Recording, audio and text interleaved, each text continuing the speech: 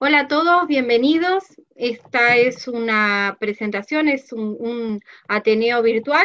Esta es la Regional Cava y Gran Buenos Aires. Les vamos a presentar desde, más que todo, la parte del Gran Buenos Aires, del Hospital Central de San Isidro. Va a estar el doctor Gustavo Cardonati, va a estar coordinando conmigo, soy la doctora Karina Balazzini, y la presentación del caso va a ser del Hospital Central de San Isidro, va a ser el doctor Brian Álvarez, y del Comité de Neurointensivismo de SATI va a ser los panelistas el doctor Leandro Tumino, que es el director del comité, y el doctor Bernardo Dorfman. Así que bueno, vamos a la presentación del caso. Gracias, Cari. Bueno, bárbaro, entonces ya les comparto.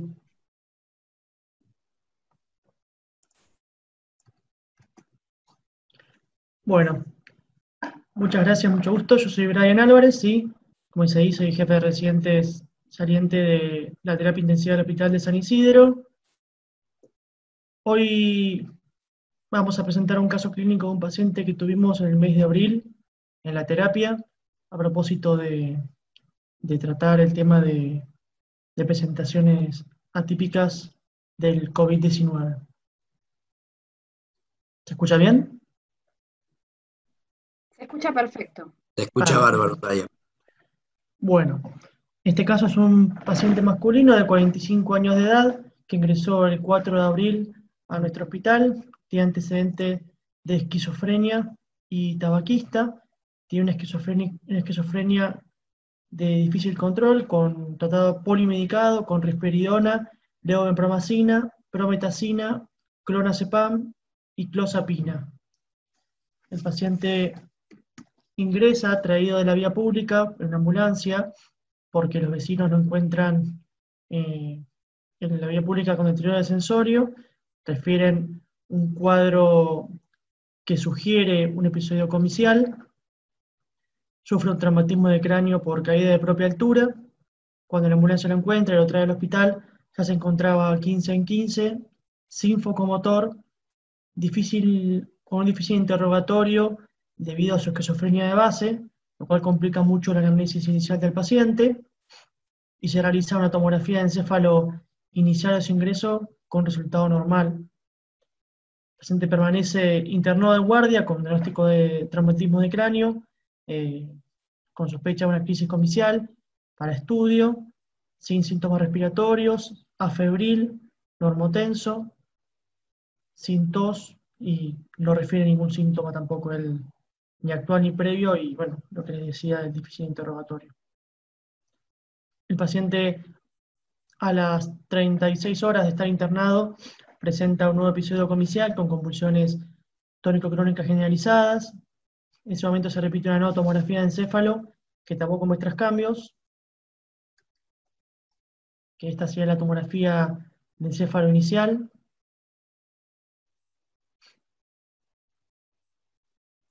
Y esta tomografía es el control a las 36 horas cuando repite la crisis comicial. Ambas sin lesión ocupante, sin lesiones agudas. Luego de esa crisis, el paciente se interna a la terapia intensiva, donde encontramos al examen físico unos roncus a la auscultación pulmonar y un laboratorio con leucocitosis. Se le pide una radiografía de tórax, donde no encontramos demasiado cambio, salvo un infiltrado hipariliar, y se decide hacer una tomografía de tórax a fin de descartar alguna, ya sea que se haya broncoaspirado, una neumonitis broncoaspirativa, o la sospecha de que no pueda ser un paciente con COVID.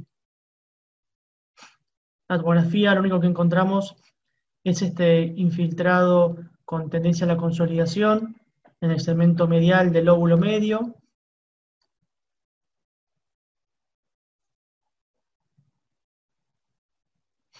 El laboratorio del paciente al ingreso a la terapia intensiva no tenía demasiados cambios, salvo esta leucocitosis que comentamos al principio, que los 3 días subsiguientes se normalizó y hasta 9.400 blancos, una LDH de 677, una PCR de 187, se pidió una prueba, un test rápido de HIV con resultado negativo y una BDRL negativa. Dado el deterioro accesorio del paciente, las crisis comiciales que no se explicaban demasiado, ya que el paciente no presentaba antecedentes de ser epiléptico, la familia refiere también que uno de los familiares, la madre, estuvo enferma en el domicilio con odinofagia y registros subfebriles los 4 días previos a que el paciente ingresara al hospital, sin consulta, y el paciente nunca había presentado sintomatología respiratoria en el domicilio y tampoco registros febriles. Con la leucocitosis y estas convulsiones de origen poco claro, se decide hacer una punción lumbar, que nos muestra 10 leucocitos por campo, con predominio linfocítico, glucorraquia normal, 2,8 de láctico, y un cultivo que de forma tardía, al final de la siembra, en el medio líquido y en bajo recuento, se rescata un estafilococo coagulasa negativo oxasensible, que dado que estaba hasta el momento sin antibióticos, esto de que creció tardío y en el medio líquido nada más, se interpretó como un contaminante durante la toma de la muestra o posterior en su manejo, pero no se jerarquizó como una meningitis, como el agente causante de la meningitis. El paciente presenta luego un nuevo episodio comicial. Él ya de la crisis anterior quedó medicado con fenitoína, no tenemos la vitroacetaminato venoso, por lo cual quedó medicado con fenitoína, recibiendo dosis de carga y de mantenimiento, pero presenta luego un estatus epiléptico refractario, que justamente a no ceder con benzodiazepinas, se decide el coma farmacológico con propofol y se lleva a la ventilación mecánica. La verdad es que el paciente nunca ingresó a ventilación mecánica por un trastorno respiratorio, sino solamente por el trastorno neurológico, por esta crisis comicial refractaria, para manejo de la crisis. Persistió 3 días en RM, pero solamente por un delirio hiperactivo de muy difícil manejo, dado más que nada por su enfermedad de base, que se pudo controlar mediante la utilización de levomepromacina junto con quetiapina. Luego de este wheeling un tanto dificultoso, 3 días más tarde el paciente se logra extubar saliendo de RM, a la salida con un Glasgow 15 en 15, sin focomotor, parcialmente orientado, más que nada también por su enfermedad de base, por su esquizofrenia, pero sin ningún focomotor ni trastorno sensitivo. Se realizaron pruebas para SARS-CoV-2 a fin de descartarlo de ingreso por el infiltrado pulmonar. Se envió inicialmente una muestra de hisopado al hospital Abete, que justo fue en un interín que estaban teniendo problemas con los reactivos y la muestra no se pudo procesar, así que luego se reenvió otra muestra a INVIRS con resultado positivo para COVID-19. El paciente recibió tratamiento antibiótico durante 10 días, con ampicilina, sulbactam, claritromicina y oseltamivir. No recibió ninguna terapia antiviral específica, ya que al momento de recibir el hisopado positivo llevaba 9 días de internación con nosotros. Tampoco recibió hidroxicloroquina, nunca tuvo progresión respiratoria. De hecho, esta es la radiografía del paciente luego de haber salido de ARM 9 días más tarde, con lo cual nunca tuvo progresión de infiltrados ni hipoxemia tampoco. La PAFI más baja que tuvo el paciente fue de 350. Y los marcadores de gravedad para COVID-19 tienen una LDH máxima de 715, una PCR de 187, el dímero D siempre fue negativo, y la transferrina más alta fue de 220. A punto de partida de este caso, el paciente evoluciona favorablemente, se le da el pase a sala, en plan de seguir con sus estudios, se repitió un nuevo hisopado después de vuelta positivo, y un tercer hisopado negativo, pudiéndose dar el alta hospitalaria el 30 de abril. Al alta hospitalaria tenía pendiente la realización de una resonancia cerebral que no se pudo concretar de forma ambulatoria. Se hizo un electroencefalograma en sus últimos días de internación, cuando negativizó el hisopado, que se informó como normal. No volvió a repetir en la internación más crisis comiciales, permaneció medicado con fenitoína y luego de llegar a la ventilación mecánica se adicionó fenobarbital, que permaneció con el fenobarbital hasta la alta hospitalaria en seguimiento con neurología, y el reinicio de su medicación psiquiátrica de base también para manejo de su enfermedad. A punto de partida de este caso, y siendo que el paciente en ingreso no tenía ninguna sintomatología respiratoria, nos pareció muy interesante compartirlo. Nunca tuvo fiebre en toda su internación, tuvo solamente un registro subfebril al segundo día. La presentación fue con estas crisis comiciales, que la familia dice que nunca lo había tenido antes en su vida. Y se nos planteó una duda diagnóstica de la posibilidad que el paciente pueda haber hecho una encefalitis por COVID, ya que no se relaciona tanto con la severidad de la enfermedad, por el tipo de la forma en la que se genera la encefalitis. Intentamos cerrar el diagnóstico haciendo una PCR en líquido cefalorraquídeo, pero hablamos con el Ministerio de Salud y en el país no está protocolizado, no está hasta el momento la realización de PCR en cefalorraquídeo, con lo cual nunca se pudo concretar la misma. Más que nada la duda nació en base a esos 10 linfocitos iniciales en el líquido cefalorraquídeo que nos dejó esta intriga diagnóstica. Buenísimo el caso, la verdad que es interesante, es una presentación atípica de esta patología, que siempre esperamos el caso típico, dolor de garganta, anosmia, y la verdad que cada vez son más los pacientes que nos están llegando de esta manera, ¿no? Vos, Leandro, estás haciendo, ¿no? Un trabajo sobre presentaciones atípicas de pacientes con coronavirus. Sí, nosotros desde el comité, en realidad no es mío solo, sino desde todo el comité, estamos haciendo un registro, no solamente a nivel nacional, sino de toda Latinoamérica, en el cual estamos tratando de registrar cuáles son las manifestaciones neurológicas, fundamentalmente, de los pacientes ingresados a la terapia intensiva. Por ahora, los únicos que han enviado las fichas completas predomina el deterioro del sensorio, que eso por ahí no se puede atribuir específicamente a que sea algo estructural neurológico. Pero sí son varios los reportes que hay en la literatura en el cual hay manifestaciones específicas neurológicas asociadas, si bien no se puede establecer una causalidad precisa a la infección por este virus. No sé, Bernardo, si querés...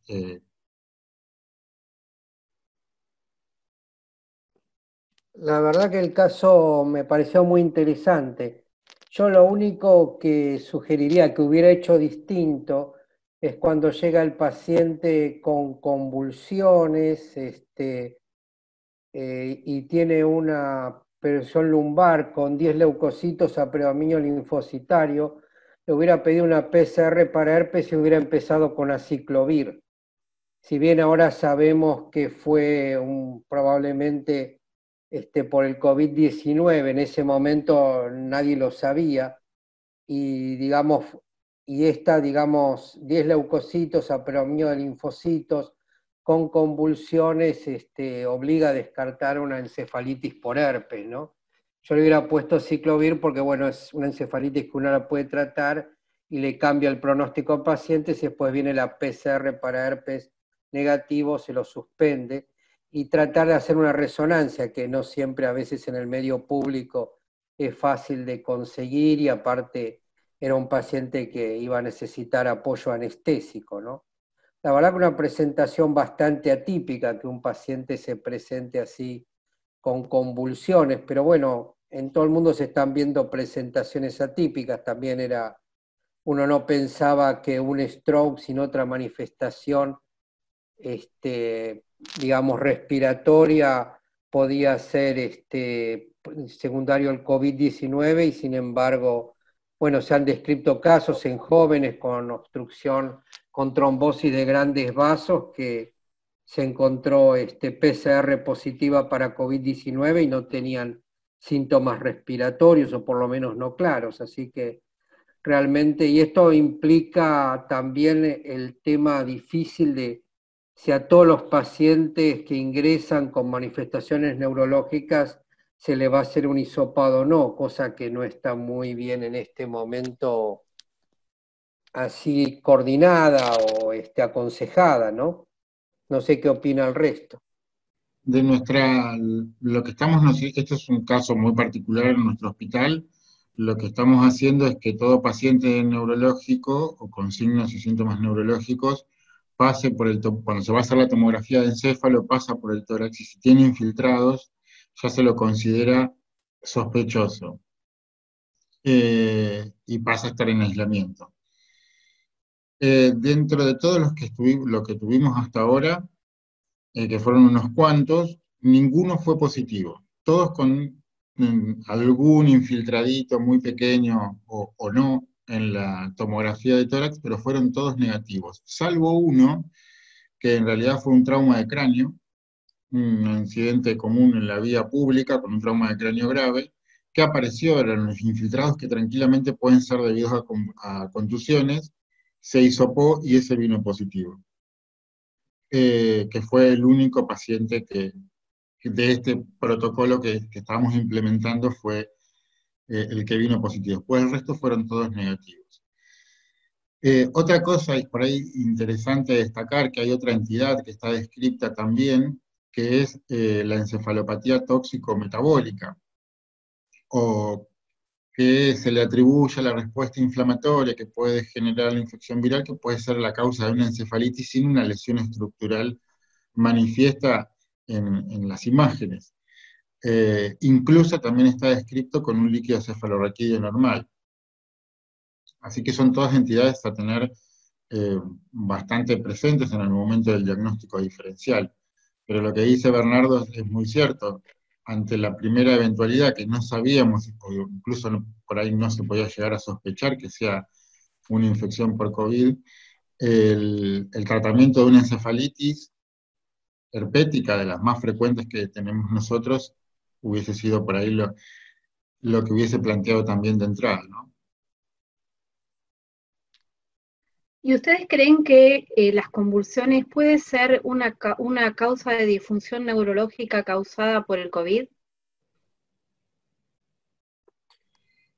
Y es difícil saber, se sabe poco todavía, pero digamos en este paciente no aparece ninguna otra causa de convulsiones, aparecen 10 leucocitos en el líquido cefalorraquídeo, o sea que había algún nivel de inflamación, apreomio linfocitario, como se ve en las encefalitis virales.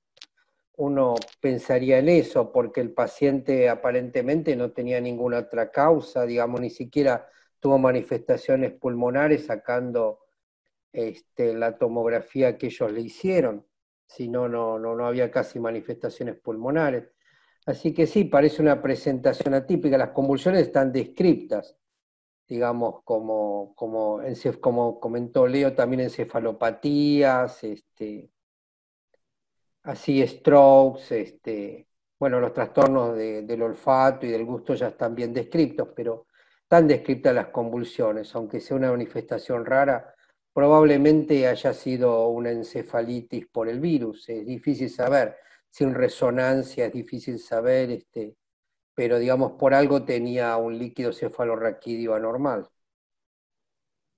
Igual hay descripciones en las cuales ya se encontró la secuencia genética del virus en el líquido cefalorraquídeo, si bien no son muchos los reportes, pero ya existe, o sea que la posibilidad existe, es real de que pueda ser una encefalitis por el SARS.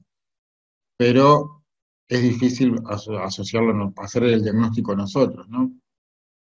sobre todo por lo que decías, que todavía no está protocolizado el estudio del líquido cefalorraquídeo. Yo supongo que en este caso, en este paciente, habrá sido difícil. Yo creo que el hospital tiene para resonarlo, pero trasladar un paciente corona a un tomógrafo es riesgoso por todo lo que conlleva. Me imagino que trasladarlo a un resonador también debe ser difícil. Supongo que eso debe haber sido también el problema. Sí, particularmente en el hospital no contamos con un resonador en el hospital, sí con acceso al estudio de ser necesario en otro centro. El problema es que el otro centro tampoco estaba de acuerdo con recibirlo con el hisopado COVID positivo, entonces se tuvo que postergar hasta el negativizar el hisopado. Bueno, Está esas bien, son también. una Perdón. serie de complicaciones que vamos a tener que ir resolviendo entre nosotros, porque los pacientes COVID positivos van a seguir requiriendo tomografías, resonancias. eh, Vamos a tener que adaptarnos a estas nuevas situaciones. Claro, hacer lo menos posible, pero no menos de lo necesario, ¿no? Digamos, no estar llevando a un paciente de un lado para el otro, pero hay unas cosas necesarias, incluso si hay que hacer un electroencefalograma, se tendrá que hacer con la protección debida, ¿no? Pueden muchas veces los pacientes por ahí tener estatus no convulsivo. Lo otro que yo también veo que puede ser complicado, que por suerte no fue el caso de ustedes, es que a veces están entrando pacientes con stroke a distintos centros y por la locura del coronavirus quedan aislados, se los hisopa y la gente se olvida del stroke y del tratamiento agudo del stroke, ¿eh? Yo no leí el trabajo, pero me comentaron los cardiólogos del Hospital El Cruce que hay un estudio que salió en Estados Unidos que la mortalidad en plena pandemia aumentó un 20%. Un tercio de eso fue por no COVID, ¿sí? Por más infartos que se quedan en su casa, más stroke que se quedan en sus tratados, etcétera, etcétera. ¿Y la madre qué pasó con la mamá? ¿Era COVID positiva? Tiene el La micrófono apagado. madre, perdón, la madre la estudió la gente de epidemiología y el resultado fue positivo también. Estuvo aislada en el domicilio y no tuvo complicaciones. Hay algunas preguntas. Miriam Pereiro pregunta si le midieron anticuerpos al alta. No, no se hizo dosaje de anticuerpos. Pregunta Lucho Carrasco. Ante casos de encefalitis por COVID, ¿tiene indicaciones el uso de corticoides igual que en la herpética? ¿Qué pregunta? Dale, Bernardo, dale. Yo no sé de ningún trabajo que haya estudiado esto, y de hecho la dexametasona en 6 miligramos por día durante 10 días, digamos, se estudió como efectiva en pacientes que necesitaron oxigenoterapia, y era más beneficiosa en los pacientes en asistencia respiratoria mecánica, pero no era el caso de por lo que comenta Brian, la oxigenación nunca fue un problema. Otro. ¿Cómo fue el manejo de equipos de protección personal y de aislamiento en este caso? ¿Hubo algún inconveniente en este sentido? Supongo que porque capaz que no se sospechó al inicio. Sí, de hecho, en la guardia del hospital fue necesario aislar al personal que atendió al paciente de ingreso, porque inicialmente no se lo asumió como sospechoso, pero una vez que ingresó a la terapia intensiva, como pasó por el tomógrafo, vimos el infiltrado pulmonar, ya ingresó aislado y permaneció aislado hasta su egreso de la terapia. Difícil, porque con ese pequeño infiltrado muchos éramos escépticos de que el paciente pueda ser positivo, pero bueno, al final estuvo bien hecho. Pero, perdón, ojo que el infiltrado era intersticial, ¿no? Ojo con los infiltrados intersticiales. Me parece que en plena pandemia cualquier infiltrado intersticial nos debería llevar a sospechar. No eran infiltrados alveolares, eran intersticiales, y ante la duda es preferible aislar un paciente de más que uno de menos, ¿no? Después la doctora Bauke pregunta, ¿por qué sospecharon COVID desde el principio? Ya que tuvo COVID al día 9 por la pérdida del material el día de ingreso. No conocemos las lesiones neurológicas en la autopsia de muertos por COVID asociados a enfermedad neurológica. Entiendo que la pregunta va dirigida a si el paciente ingresó con COVID o si al ser el día 9 no pudo haber sido un caso de contagio intranosocomial, si mal no me equivoco, creo que está dirigido a eso. Hasta ese momento, el 4 de abril, en el hospital tenemos separada la terapia limpia de la terapia COVID, y hasta ese momento todos los casos habían sido sospechosos y ninguno confirmado, con lo cual hace poco probable que se haya infectado estando internado en la terapia, y el personal tampoco tuvo ningún contagio hasta el momento, por suerte. Se hacen dosajes de anticuerpos cada 15 días el personal y todos son por ahora negativos, por lo cual eso no descarta, al menos al mínimo, la posibilidad de que haya sido algo intranosocomial. Otra pregunta es, ¿podría ser un líquido patológico por las convulsiones? En general los líquidos patológicos se dan en estatus. Puede ser una convulsión, pero creo que ante la duda, si llega un paciente de la calle y tiene convulsiones y tiene 10 células en el líquido cefalorraquídeo pero miolinfocitario, es preferible pensar primero que es una encefalitis y descartar una encefalitis y no pensar que es por las convulsiones. Los estatus sí pueden, pero una convulsión aislada lo veo menos probable que sea la causa de las 10 células en el líquido cefalorraquídeo.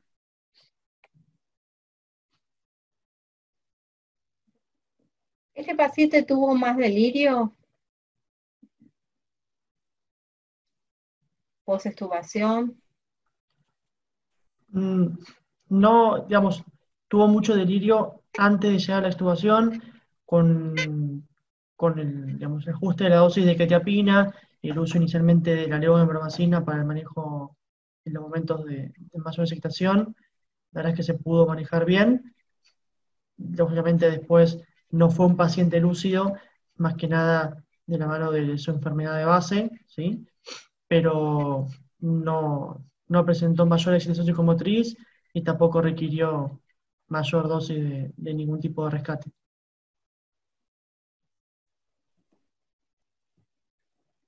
¿Sigo haciendo preguntas o quiere alguno decir algo? ¿Ustedes usan ivermectina, acitromicina?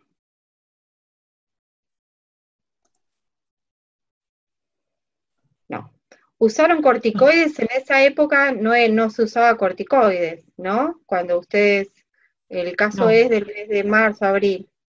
En el mes de abril, en esa época todavía el plan era usar lopinavir, ritonavir y o hidroxicloroquina. La pregunta carterana, que en México utilizan acitromicina, dexacestraxona, si en Argentina lo utilizamos, generalmente usamos cestraxona, citro, dexa, en este momento sí usamos. Si se hisopan todos los pacientes que ingresan al hospital o solo los que tienen sospecha de diagnóstico con COVID. ¿Cómo fue la pregunta, Si Karina? se sospechan todos los pacientes que ingresan al hospital o solo los que tienen sospecha de COVID. No, el hospital se maneja según el protocolo del ministerio, así que se hisopan a los pacientes sospechosos, ¿no? Con síntomas. Y siempre respetan lo del ministerio. Nosotros hay veces, en algún caso, por ejemplo, cuando en algún caso de un ACV, en algún caso dudoso, hisopamos algún extra, En un caso dudoso, hisopamos algún extra, Hoy, por ejemplo, ingresó un paciente que es derivado que se le puso una válvula y vino con infiltrados y vino positivo, y ese paciente no tenía, es un paciente que tenía otra patología y vino positivo porque a alguien se le ocurrió hisoparlo antes de la cirugía. porque nosotros cumplimos cuando el paciente entra al hospital, pero los pacientes que se operan, parece que muchos, como por protocolo, los hisopan, y muchos dan positivos. Entonces, ese es un grupo que no cumple el protocolo de caso sospechoso, y también se hisopan y también dan positivos. Y esos pacientes después nos ingresan a la terapia intensiva. Sí, mira, yo te cuento. En privado, sobre todo, se tiene un manejo, al menos donde yo trabajo, un poco diferente. Y te puedo asegurar, el último caso fue una paciente que ingresó con un síndrome coledociano afebril, con una placa de tórax normal. En el sanatorio por protocolo se hisopa todo ingreso, ¿sí? La señora fue positiva y era totalmente asintomática. En lugar público por ahí, pagándolo lo podés hacer, en lugar privado, en lugar público lo podés hacer un poco más restringido, y en lugar público algunos lugares ya lo empezaron a hacer en forma rutinaria, ¿sí? Ese protocolo de hisopar prequirúrgico, sí tiene mucho que ver en privado muchísimo, no entra nadie a quirófano si no se hisopa, ¿sí? Pero el ministerio eso sí no lo avala. Susana, bienvenida Susana Bauque, quería hablar, quería unas palabras, así que la vamos a dejar hablar. Buenas noches a todos, gracias Karina. La verdad que el caso es excelente. Cuando se presentó en la telerevista, nosotros nos hizo plantearnos y replantearnos, por eso les iba comentando cosas que en un momento nos planteamos a la presentación. Después tuvimos el dato de la mamá del paciente, pero la verdad que a nosotros, como cuenta el doctor, nos movilizó muchísimo porque fue uno de los primeros casos y ellos todavía en su unidad no tenían, la verdad, muchos casos como para que se diera esta situación, pero bueno, les cuento que nosotros hicimos la del abogado del diablo, pensar al revés para poder ver si verdaderamente asumíamos una encefalitis por coronavirus a esta entidad. Teníamos por un lado pensado que, bueno, que era un paciente con una polifarmacia, una patología de base importante, tenía un trauma, había sido encontrado en la vía pública, solo el trauma, aunque no tenía connotación en la tomografía y el abandono de la medicación, le podría haber dado convulsiones, no una historia de epilepsia acompañante. La otra, y pensamos que en ese contexto podría haberse aspirado, y eso respondía, estoy haciendo el pensamiento al revés, ¿no? Estoy sacando COVID, como hubiéramos pensado una época prepandemia, ¿no? Bueno, se podría haber aspirado, podría tener un líquido cefalorraquídeo, como decía el doctor Dorfman, que bueno, siempre uno prefiere pensar más en una encefalitis, pero en realidad nosotros en un paciente con un estatus epiléptico, como cuentan los chicos, probablemente hubiéramos pensado que la alteración patológica del líquido podría deberse a eso. Lo pensamos por ese lado, pensamos que se podría haber aspirado, podría haber tenido convulsiones, cuando no tenía hipoxemia, cuando era intubado por deterioro neurológico. Todas esas situaciones nos hicieron pensar el paciente al revés. Y si nosotros hubiéramos tenido la capacidad del grupo que lo recibe de poder pensar a este paciente como COVID, piensen que esto fue hace unos meses, no fue recientemente en que todos tenemos el alerta, ellos alertaron a un paciente mucho antes que cualquier grupo, y la verdad que fuimos descartando cosas y pensando, y dijimos, bueno, en algún momento mostrará la hipoxemia, y la verdad que no la mostró. Pensamos por ahí que tardíamente se podría haber hecho el diagnóstico, pero la madre también estaba enferma, con lo cual uno no puede desestimar ese gran dato, y uno llega a la conclusión que verdaderamente este paciente, por más que hubiéramos querido pensarlo de otra manera, alguna implicancia tenía el COVID en su evolución. Nos quedó un punto pendiente que nos hizo, sabe Karina que lo hicimos, buscar qué grupos hacían COVID en líquidos, búsqueda de COVID en líquido cefalorraquídeo. Y preguntamos, encontramos un laboratorio de biología molecular que lo hacía, de hecho lo había hecho en 2 pacientes que habían tenido delirio prolongado, no, ni cercano a lo que ustedes presentaron, ni convulsiones, nada, sino delirio prolongado, y en ellos con tomografías normales, y les habían hecho líquido cefalorraquídeo y no habían encontrado, ¿no? La experiencia del grupo es pobre porque tienen 2 demostraciones y ninguna de las dos líquidos cefalorraquídeo y ninguna de las dos positivo. Pero bueno, en este paciente nos hubiera encantado tener eso y la verdad que no hubiéramos sabido tampoco si nos daba negativo, si uno descartaba de plano esto, porque como les comentaba, a raíz de este caso nos pusimos a leer cuáles las manifestaciones neurológicas en las autopsias que están publicadas sobre las lesiones neurológicas asociadas a COVID, y lo que hay descrito son los daños hipóxicos y no mucho más. Entonces, es como un gran, fue un gran desafío desde lo diagnóstico, en el caso que ustedes presentaron, y para nosotros fue una alerta muy importante a partir de ustedes, y saber que este paciente en particular, que nadie le va a poder sacar nunca el rótulo de una probable encefalopatía o encefalitis por COVID, es un paciente que se puede presentar en cualquiera de nuestras instituciones bajo esta característica. Por eso les iba comentando estas cosas, porque esto implicó un desafío cuando se presentó en la telerrevista, por eso le agradezco al grupo la presentación. Sí, nosotros estuvimos buscando realmente para una viróloga para la telerrevista, y la verdad que no hay quien tenga experiencia que venga a hablar del tema, por eso no encontramos, pero la idea era esa, y no encontramos que venga a hablar. Bueno, nos gustaría que la parte de neuro que nosotros escuchamos del grupo de español, lo que hablaban del retraso por ejemplo, en el stroke, lo que hablabas vos, Bernardo, del retraso del ingreso, el retraso del tiempo del paciente hemodinamia, de eso, para que yo creo que del caso hemos hablado un montón, realmente es un caso importante, pero bueno, aprovechemos ya que tenemos a estos 2 especialistas para que nos hablen un poco lo que es sobre COVID y neuro, para qué novedades hay y qué es lo que se está hablando de neuro, para aprovechar estos minutos que nos quedan. ¿Querés, vos, Leo, o querés que...? Como vos quieras. Empieza, Leo.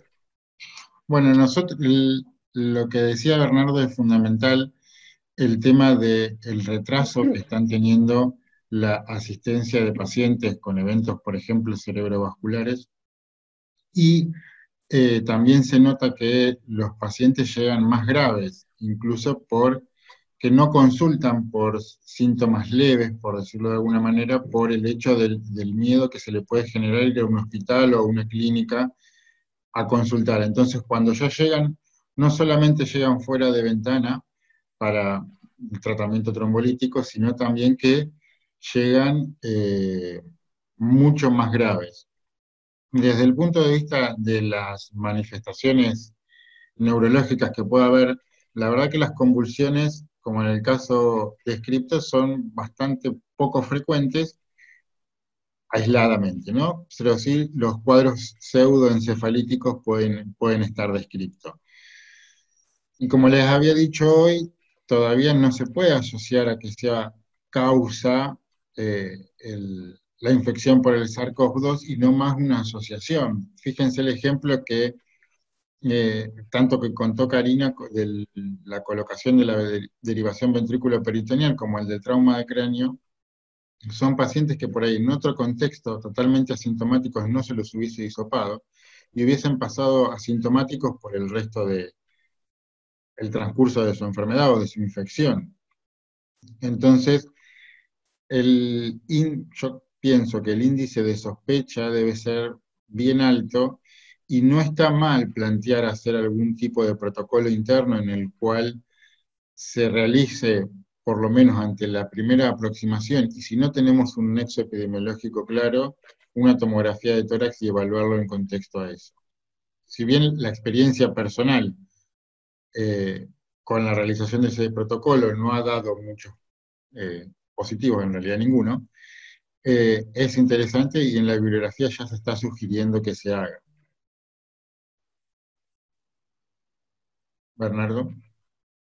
Sí, Sí, yo creo que lo más importante es que si uno sospecha un stroke y sospecha también o tiene temor de que sea un paciente con COVID-19, adopta toda la protección necesaria, pero la fibrinolisis y la trombectomía del stroke tiene que hacerse en tiempo y forma, ¿eh? No se puede esperar, digamos, que llegue un resultado, un hisopado positivo o interrogar a más familiares, se hace con toda la protección necesaria.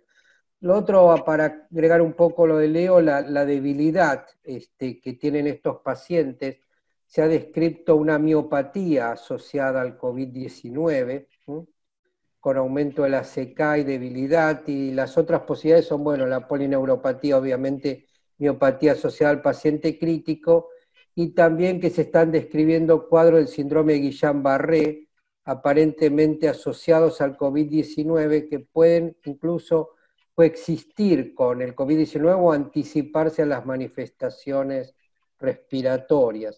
Así que son todas cosas a tener en cuenta en la debilidad cuando aparecen estos pacientes. En cuanto al compromiso del sistema nervioso central, es poco lo que se sabe, pero se sabe que hay más frecuencia de stroke, digamos, por lo procoagulante que es esta patología, ¿no? De trombosis, de microtrombosis. Incluso no sería una mala política adoptar una profilaxis ampliada, de la trombosis venosa profunda, del TEP, que también podría quizás ayudar a prevenir eventos vasculares. Y sobre todo, dada la poca experiencia que hay, pienso que habría que descartar un COVID-19 cuando ingresan stroke en pacientes sin factores de riesgo, ¿no? Stroke en jóvenes, stroke en pacientes que por otra parte no tienen factores de riesgo para stroke, ¿no? Y es, bueno, el tema de la encefalopatía y del delirio es difícil también de caracterizar cuánto es por el virus o cuánto es por la inflamación del resto del organismo, digamos. Tener un cuadro de distrés respiratorio con delirio no es difícil. Por otra parte, estos pacientes cuando son ventilados, son profundamente sedados durante muchos días, con lo cual eso también podría favorecer el delirio. No hay que olvidarse que también son pacientes que no ven a las familias, durante toda su evolución, y esto también es una causa que puede favorecer el delirio. Nosotros tenemos pacientes que hace 4 semanas están y todavía las familias no los ha visto nunca, ¿no? Y eso no ayuda, digamos, todas las estrategias que uno hace en contra del delirio no se pueden hacer cuando hay un aislamiento para un COVID-19.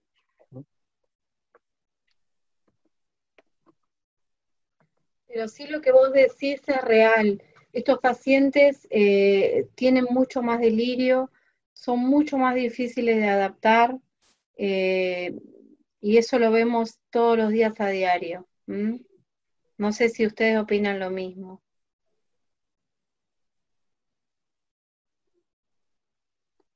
Sí, en general lo que pasa es que son pacientes que se despiertan también después de por ahí 2 semanas de sedación profunda, inflamados. Es difícil saber cuánto el delirio es asociado al COVID, al virus en sí, o cuánto el delirio es por una enfermedad grave que habitualmente requiere mucha sedación. La mayor parte de los pacientes ventilados terminan pronados, con lo cual están profundamente sedados, y es difícil, no sé vos qué opinás, Leo, es difícil, me parece, diferenciar el cuadro del virus en sí y el cuadro de todo lo que es el delirio del paciente crítico. Mira, creo que en este momento de la evolución donde estamos, creo que nos resulta casi imposible poder diferenciar cuál es la causa del delirium, porque como como se dijo previamente, todas las medidas no farmacológicas, casi ninguna se puede aplicar, sumado a que el paciente está en aislamiento y cuando entramos nosotros, entramos que ni siquiera se nos ve la cara, o se nos ve muy poco de la cara. La alta dosis de sedación y analgesia e incluso bloqueantes neuromusculares que se requieren por un periodo de ventilación mecánica prolongada. La verdad que ¿cuál es la causalidad? Si el virus puede causar mayor o no delirio, es bastante difícil, si no imposible, creo yo, porque hay muchísimos factores que ya están firmemente establecidos como causa de delirium, que acá se están aplicando todos en conjunto encima, o aparecen muchos asociados. La enfermedad grave, la enfermedad infecciosa, la sedación, la analgesia, el aislamiento. Sí, muchísimas causas. Algunas preguntas más quedan, por ejemplo, si lo rehisoparon al paciente. Este paciente, después de ese positivo, tuvo un nuevo hisopado, que nuevamente dio positivo, 10 días más tarde, y un nuevo hisopado posterior, que ese ya el tercero dio negativo. ¿Nunca se llegó a negativo. traqueostomizar? No, estuvo 3 días de RM y pudo salir con Winning simple. Perfecto. En alguna de las preguntas, trato de hacer de resumir las preguntas, ¿no? Que preguntan, porque hay que ver en cada protocolo de cada provincia, porque en algunas provincias ya no se pide el hisopado para el alta de aislamiento, entonces cada provincia tiene que fijarse, porque en todos los pacientes ya no se pide el hisopado de alta del aislamiento, entonces tiene que fijarse en nosotros en Argentina ya no tenemos el tratamiento con hidroxicloroquina o con caletra. Nosotros no tenemos una indicación de tratamiento. El Ministerio de Salud solamente nos dice que si nosotros decidimos un tratamiento debe ser a través de un ensayo clínico. Por eso no tenemos un tratamiento específico. Igual este paciente fue en otro momento de la historia. Las preguntas de hidroxicloroquina y de caletra les digo que no las respondemos si son gente de otro país que está preguntando. Actualmente nosotros no usamos hidroxicloroquina y tampoco usamos caletra como tratamiento. Bueno, yo creo que hemos realmente aprovechado un montón el caso y hemos hablado de todo lo que hemos podido actualizarnos de la parte neurocrítica del coronavirus, ¿no? Me gustaría, si Gustavo, vos querés cerrar este Ateneo virtual, y yo realmente agradecerles un montón a los panelistas y a Brian y a Gustavo por participar. Bueno, yo simplemente agradecerles por la participación. Cuando lo invité a los chicos, a Brian y a los chicos en la terapia que presentaran este caso, ya a fines de marzo, principios de abril, justamente fue con este concepto de que pensemos que el COVID no siempre se presenta de forma típica. El COVID tenemos que pensar que puede venir de cualquier manera y que tiene muchas formas de presentarse, por lo cual es muy importante el cuidado del personal, el cuidado de los médicos y todo el personal de la salud para evitar los contagios. Así que, por mi parte, muchas gracias por la participación. Y gracias, Brian y Cari, ¿no? Y Leandro y Bernardo, sé que nos querían invitar a las personas para que respondan una encuesta y para que participen en el trabajo de ustedes. Así que si les doy unos minutos para que nos comenten eso. Bueno, para comentarles dos cosas, hay una encuesta internacional que se está haciendo, que ya ha sido publicada en la página, que habla de la disponibilidad de recursos para la asistencia en pacientes neurocríticos durante el aumento de digamos, de los casos y en el post-crisis. Nosotros todavía no pasamos la post-crisis, pero podemos ir respondiendo cómo se fue adaptando las unidades de cuidados intensivos y en los lugares donde poseen las unidades de cuidados neurocríticos. Es sumamente importante, y después, como les había mencionado, nosotros desde el comité estamos llevando a cabo un registro que también está publicado en la página de Facebook del comité y de la sociedad, que se pueden registrar si quieren participar. Hasta ahora somos 60 centros registrados, de Argentina predominantemente, pero también hay centros de Bolivia, Paraguay, México y Ecuador. Así que están todos invitados si quieren registrarse. Lo que pensamos desde el grupo organizador es que sea un registro sencillo, con muy pocos datos, puro y exclusivamente para ver lo neurológico, para que no sea tedioso el completar la ficha, y puede estar al alcance de todos. Así que bueno, los invito tanto a participar en la encuesta como en nuestro trabajo. Gracias por la invitación y esperemos volver a encontrarnos. Bueno, gracias a todos, gracias Susana. Bueno, nos vemos un día de estos. Adiós a todos.